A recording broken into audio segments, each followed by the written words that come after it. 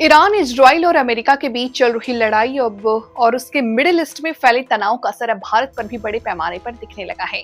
आम आदमी की रसोई से लेकर रेस्टोरेंट तक में एलपीजी की भारी किल्लत देखी जा रही है। होर्मुज स्ट्रेट के बंद होने से एलपीजी सप्लाई में रुकावटें आ रही हैं। इससे देश के तमाम शहरों, हॉस्पिटैलिटी सेक्टर को प्रभावित किया। दिल्ली, मुंबई, बेंगलुरु और कोलकाता जैसे महानगरों में होटल और रेस्टोरेंट को कमर्शियल सिलेंडर मिलने में काफी दिक्कत हो रही है। रेस्टोरेंट एसोसिएशन का कहना है कि पिछले कुछ दिनों से सप्लाई अनियमित हो गई है। Mumbai hotels and restaurant association के अनुसार कुकिंग गैस न होने की वजह से शहर के लगभग 20% होटल पहले ही कुछ समय के लिए बंद हो चुके हैं। एसोसिएशन ने कहा, अगर हालात ऐसे ही रहे तो आने वाले दिनों में मुंबई के लगभग आधे होटल बंद हो सकते हैं। इसी बीच सरकार ने तेल कंपनी और रिफाइनरी को सप्लाई स्थिर करने के लिए एलपीजी का प्रोडक्शन बढ़ाने का निर्देश दिया।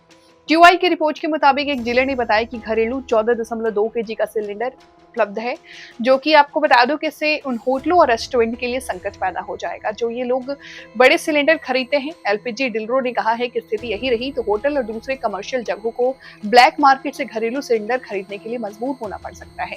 ये गैर कानूनी होने के साथ साथ खतरनाक भी है। एक और डीलर ने सरकार से अपील करते हुए कहा, अगर वो दाम बढ़ाना भी चाहे तो बढ़ा दे, लेकिन कमर्शियल सिलेंडर देना जारी रखें। कमर्शियल एलपीजी सप्लाई में रुकावट से रेस्टोरेंट के कामकाज पर असर पड़ेगा।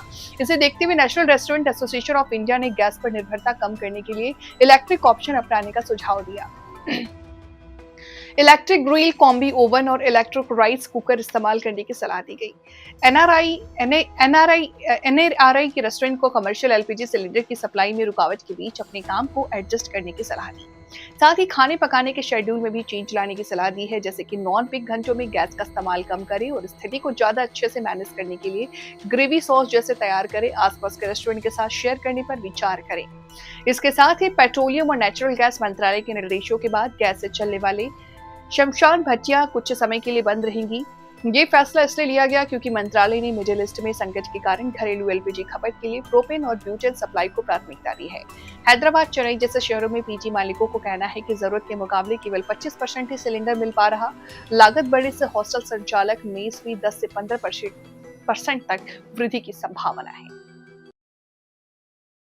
राजनीति हो या क्रिकेट, देश विदेश की ब्रेकिंग हो या आपके मोहल्ले की बड़ी खबर, सब मिलेगा एक ही ऐप में, सबसे तेज और भरोसेमंद।